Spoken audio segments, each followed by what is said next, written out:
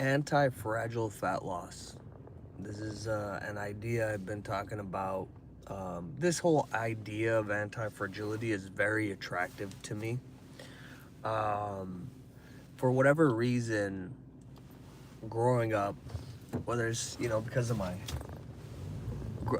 upbringing from my parents and my dad, and whether it's a certain cultural aspects of it or inherent, I always had this strong distaste or aversion to anything that was like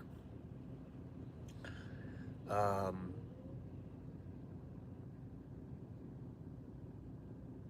suggesting weakness or fragility, right? And it's interesting because physically I was so fragile for a very long time.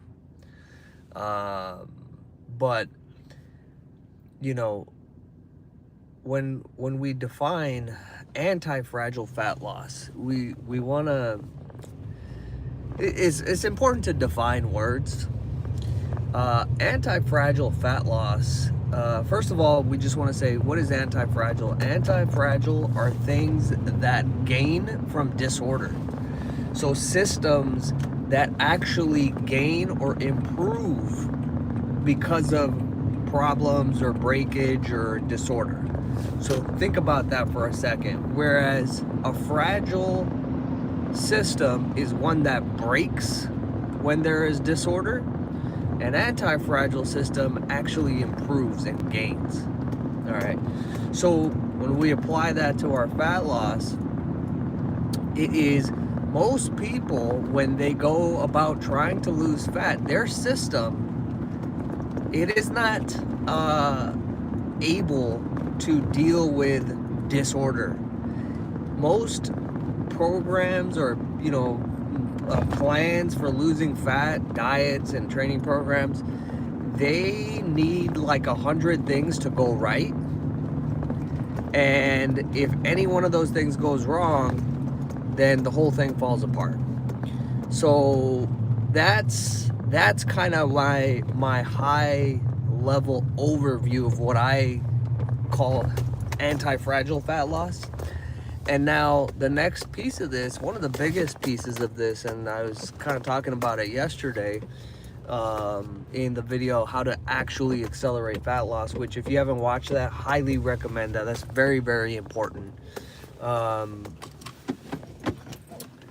but so a big piece of this, like I was saying yesterday, is the fragility in most people's fat loss systems or operating systems or programs is from their inability to adapt to two types of scenarios. One is a scenario that is like actually like tactically related, meaning, you know, oh, I forgot my lunch, or oh, I'm going to be traveling today. Oh, I have a wedding tonight, and I'm going to somebody's wedding. Those are like tactical things. And the other scenario or circumstance is the emotional one. So, for example, you get in an argument with your spouse, and you were supposed to go work out, or you were going to eat your healthy food or whatever. And for most people in those scenarios, they're going to be like, fuck this. I'm going to have a drink. I'm going to go eat this whole pizza. I'm not going to work out today. Blah, blah, blah, blah. It is the emotion that arose from that scenario that then you felt it, felt something disturbance, and then you chose to make a different decision. That's a fragile system because you don't have awareness of your thoughts and feelings. Very important. I know a lot of people gloss over this stuff because whatever, but this is the key. You are not your emotion and or your feeling.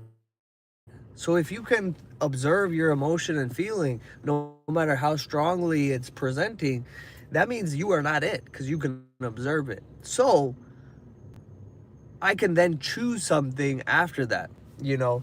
And the funny thing with that is like it's just practice. Like don't get me wrong, there's things that piss me off very frequently, but I, not to toot my own horn, but I feel like I have practiced and I have uh, been through it quite a bit that have allowed me to, you know, my wife got mad at me. Cool.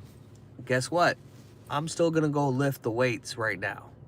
I'm still not gonna eat 1,000 calories within 10 minutes. Just not gonna do that, right?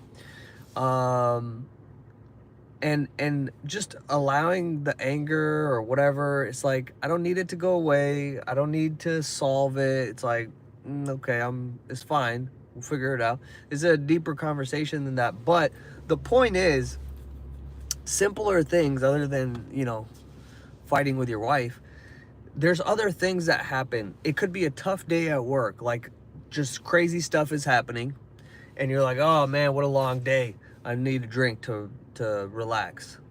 Okay, well, do you need a drink? That feeling of exhaustion and overwhelm, does that automatically equal drinks and calories? No.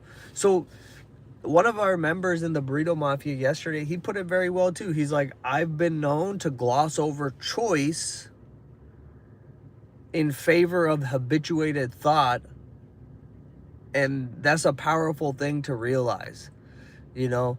And so I would highly recommend go back, watch yesterday's video. That video plus this video will make sense. Right now, I'm not, for this video, for the anti-fragile fat loss, I'm not really giving you anything practical. I don't want you to go and try to solve it and try to figure it out. Okay, well, how do I become anti-fragile? I want you to leave the open loop, okay? Let it marinate. Don't be in a rush to like figure everything out all the time, okay? Because better answers can be presented by the universe than what we can come up with, from our narrow perspectives. So while that's happening, the thing that will really drive anti-fragile fat loss is just a desire. Like, do you even want this? Because most people are so busy just going on and on about this, that.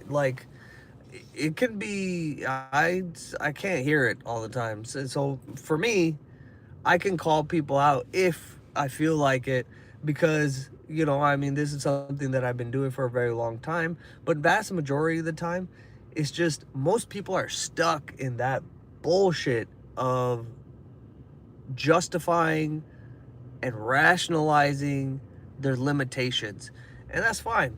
So for you, the only practical takeaway that I'm going to give you in this video is honor that desire of, hey, you know what? I do want to get ripped. I do want to get jacked, and that would feel really fucking good.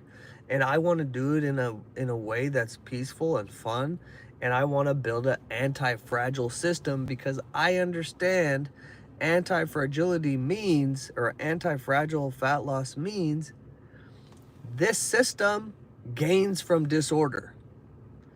Most every other system breaks down when things go left or right. So that's it for today. As always, if you need any help or you have questions, find me on Instagram or leave a comment.